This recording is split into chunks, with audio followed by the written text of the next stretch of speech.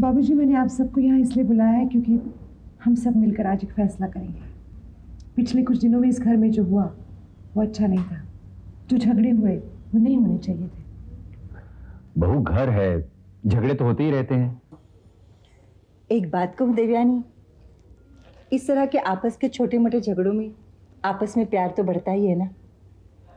मैं घर गृहस्थी की बात नहीं कर रही हूँ, मैं पायल और सुमित की बात कर रही हूँ।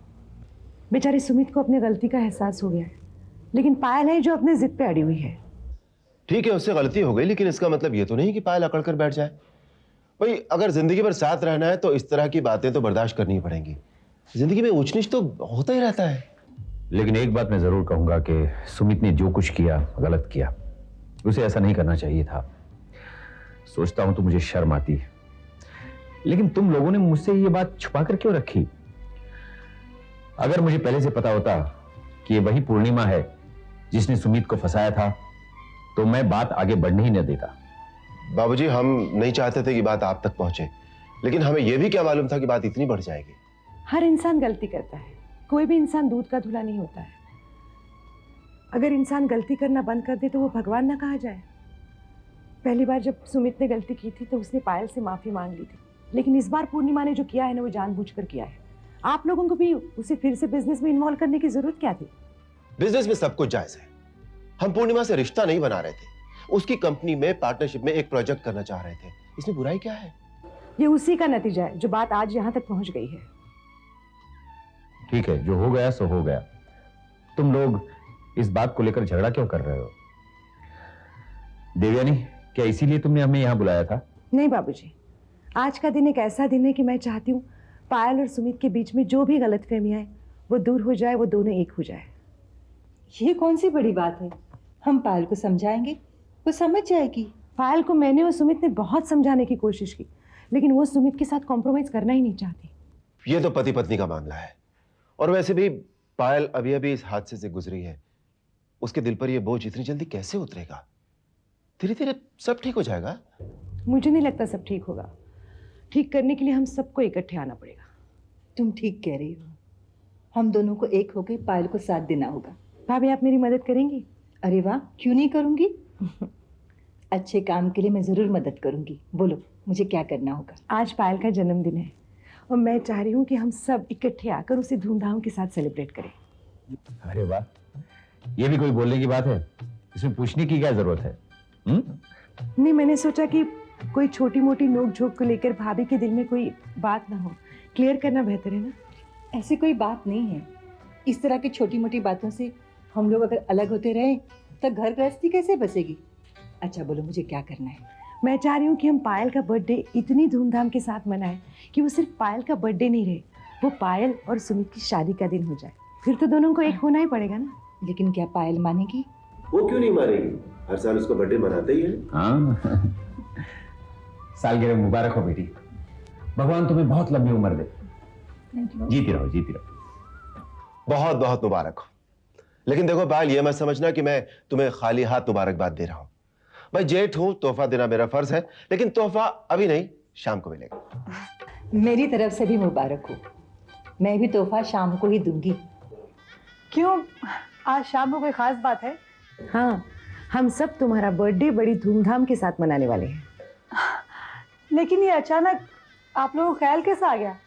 तो क्या हुआ, हर साल ही तो सेलिब्रेट करते हैं। लेकिन इतने धूमधाम से करने की क्या जरूरत है? बस हमने सोचा कि लोगों को ऐसा लगने दो जैसे तुम्हारी शादी हो रही है। आप भी कैसी बातें कर रहे हैं बाबूजी? अगर इस उम्र में बर्थडे धूमधाम से सेलिब्रेट करेंगे तो लोग क्या कहेंगे? अरे कहने दो लोगों को, किसी के बाप के पैसों से थोड़ी हम सेलिब्रेट कर रहे हैं।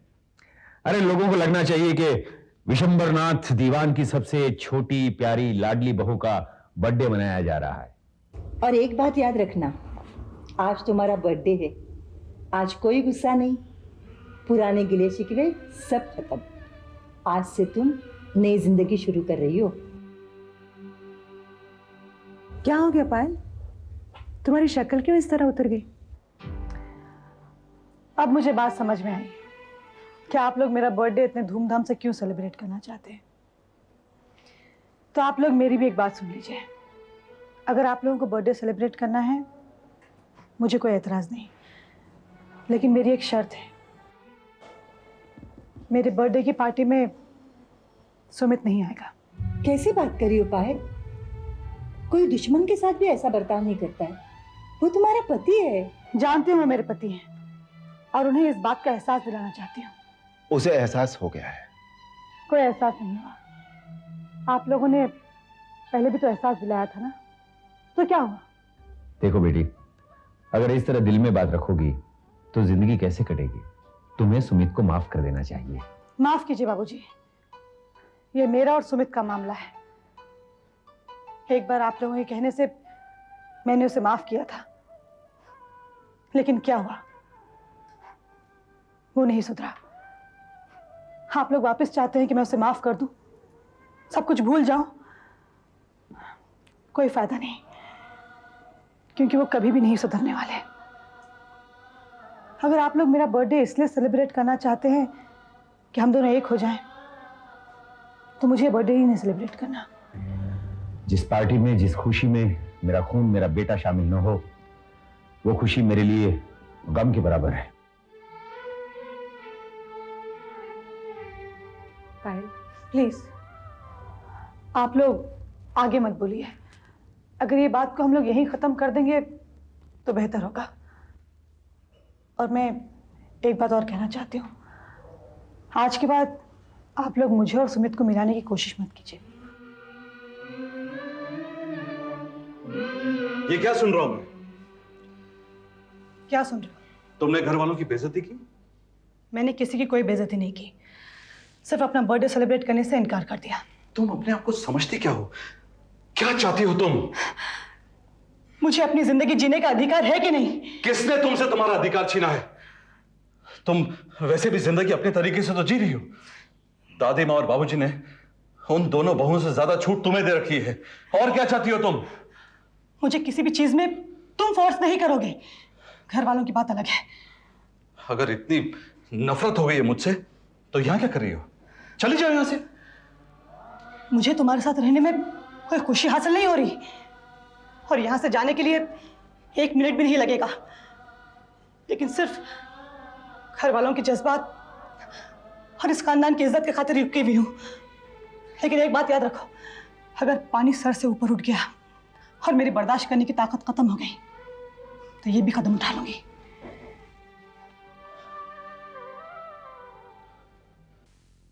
मम्मी कहाँ जा रही हो? हाँ, मैंने, मेरी एक सहेली है शांति, उसकी बेटी की सगाई है, वहाँ जा रही हूँ। मैं भी चलूं? तू क्या करेगी वहाँ जाके? बोर हो जाएगी। वहाँ सारी मेरे जैसी बड़ी बड़ी औरतें हैं, शाम भी हो जाएगी। ओह, शाम हो जाएगी तो फिर रहने दीजिए, मैं बोर नहीं होना चाहती। अच्छा सुन, मैं जा रही हूँ। हाँ, पूरे दिन बाहर रहूंगी। तो किसी के साथ कोई झगड़ा तकरार कुछ नहीं करना, अच्छे से रहना। क्या?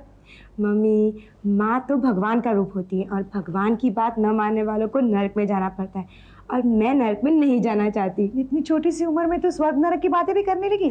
अब दुनिया में आए हैं तो सारी बातें सीख लेनी चाहिए, न जाने कब कौन सी बात काम आ जाए। बुढ़ी, ठीक से रहना। किसी को मदद की जरूरत है तो करना। हाँ, मैं शाम तक लौटती। हेलो। हाँ, मेरे को आरती से बात करने का है। जी मैं आरती बोल रही हूँ, आप कौन बोल रहे हैं?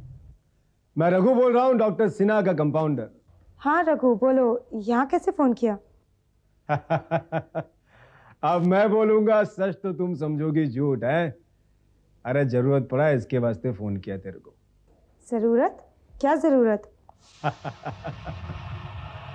क्या है डॉक्टर सिन्हा, जब तक था ना अपन बहुत मजा किया। क्या अभी वो तो ऊपर निकल गया, आप उन साला फुटपाथ पे आ गया। आपने को भी गुजारा कैसे करने का? तो अभी क्या है, नोट पानी का जरा जरूर पड़ गया। हाँ, नोट तुमसे ले लेगा, पानी म्यूनसिपालिटी का नल से, लेकिन साला वो भी आजकल बराबर नहीं है। क्या बात कर रहे हो? कुछ समझ में नहीं आ रहा, सीधी सीधा बात करो ना। अभी मैं बोलूंगा सच तो तुम समझोगी झूठ है। अच्छा, सीधा बात करने का तो सीधा बात करेगा। क्या अपने को थोड़ा नोट पानी मांगता है मेम साहब, हालत बहुत खराब है। क्या कुछ मदद चाहिए तुमको? ए मेम साहब, भेजा घुमा क्या?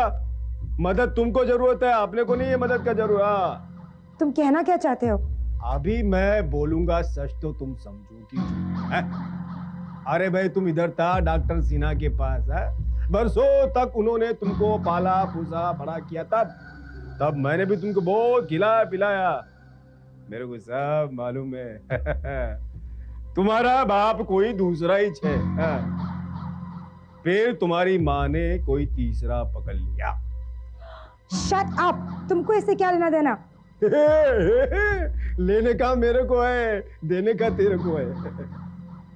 क्या है कि तेरे जाने के बाद अपन बहुत छानबीन किया, क्या अपने को मालूम पड़ा कि तू कोई देवयानी का बेटी है। अब ये राज किसी को नहीं मालूम है, अपने को मालूम है। अब ये राज छुपाने के वास्ते थोड़ा नोट पानी तो मांगता है ना मैन साहब, क्या बोलता है? क्या मतलब है तुम्हारा? मैं अभी जो तुम्हारा दूसरा बाप है ना हारून, उसको बता देगा कि तुम देवयानी के पहले पति का बेटी। तुम ये सब कैसे जानते हो? अब मैं बोलूंगा सच तो तुम समझोगी झूठ। क्या है, जैसे प्यासा कुएं को ढूंढ लेता है ना, वैसे अपन ने भी एक कुआं ढूंढ लिया है। ज्यादा नहीं, बस अपने को 1 लाख रुपया चाहिए। लाख रुपए? मेरे पास क्या पैसों का पेड़ है? मैं कहाँ से लाऊंगी लाख रुपए? वो मेरे को नहीं मालूम, वो तू जान। इतना बड़ा फैमिली है तेरा, राज को छुपाने के वास्ते इतना पैसा तो मांगता है ना। अपनी माँ को बोल, बहुत पैसा जमा किया उसने, वो देगी मैं लेगा, बस। और पैसा लेने के बाद बात खत्म, बस। लाख रुपया लिया, बात खत्म। तेरे वास्ते माँ का इज्जत ज्यादा है कि लाख रुपया? मैं सोच के बताती हूँ। नहीं, सोचने का नहीं, सोचने का काम तुम्हारा नहीं है। आज के आज मुझे 1 लाख रुपया मिल जाना चाहिए, वरना कल तुम घर से बाहर होगे। क्या? अब मैं बोलूंगा सच तो तुम समझोगी झूठ।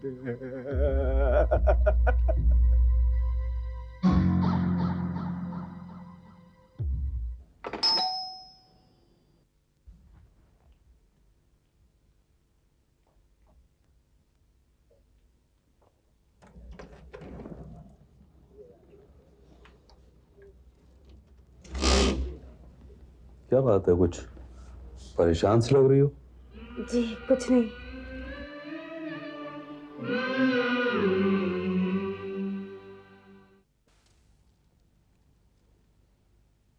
पायल, पायल,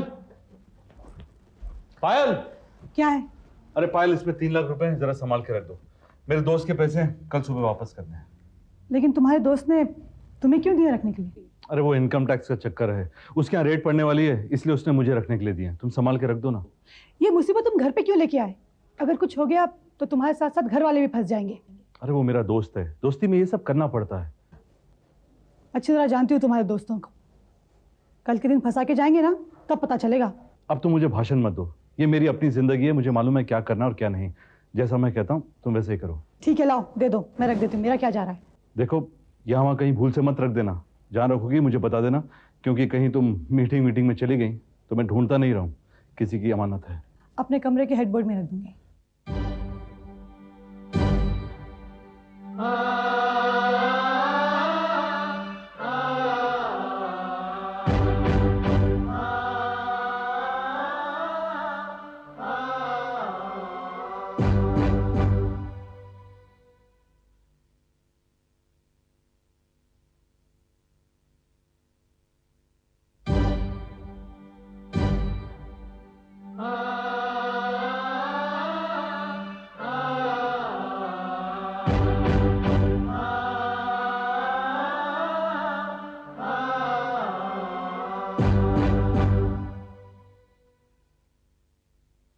पायल, पायल, अरे पायल,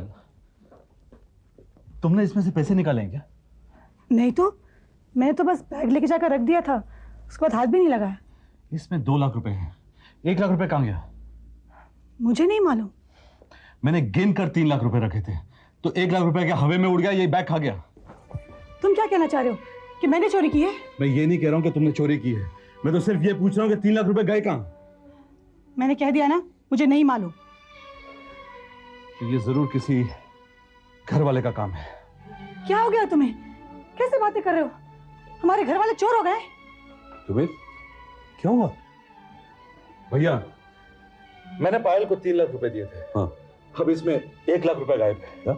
ये भी तो हो सकता है कि तुम 2 लाख रुपए लाए हो। मैं रुपए गिन के लाया था भाभी। तो फिर रुपए गए कहाँ?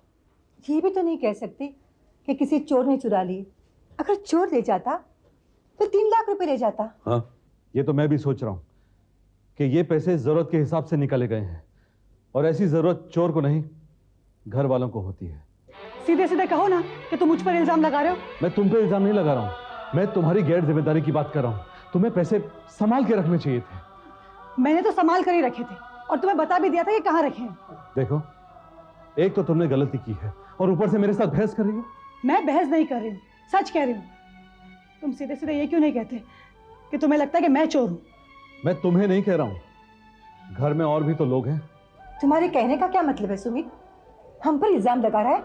नहीं भाभी, मैं आपको नहीं कह रहा हूं। घर में अरे गहरे लोगों को लाकर रखा गया है, मैं उनकी बात कर रहा हूं।